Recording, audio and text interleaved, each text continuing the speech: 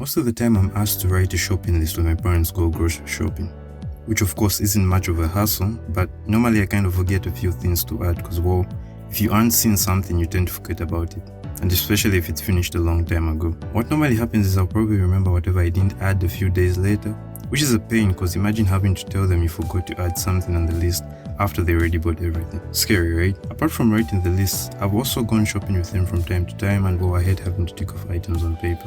If I'm using a phone, somebody from home would usually send a text of everything needed, which is even worse because you can't even tick the items off. Another scenario I hate is having to go shopping and you're not even sure if the money you have is enough. So you keep calculating every single thing you get and you forget and close the calculator. Then you have to recalculate all the items again. What if you could solve all these problems and even make the whole experience better?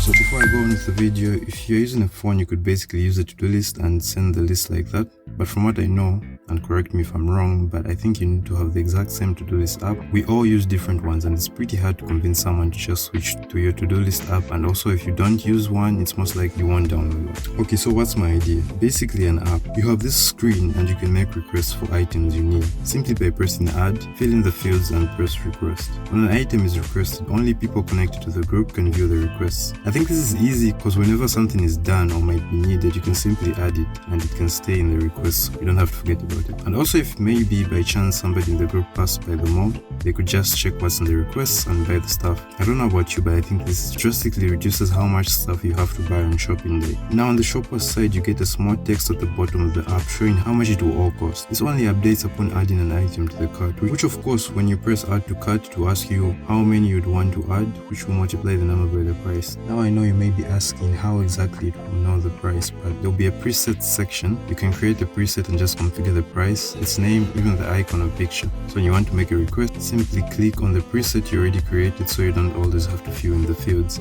Most of the time you probably use presets so you don't have to fill in the item price. Because to be honest, the stuff we all buy is mostly the same all the time. It's rare when you'd buy a new item you've never bought before. If that happens, you can just request for it.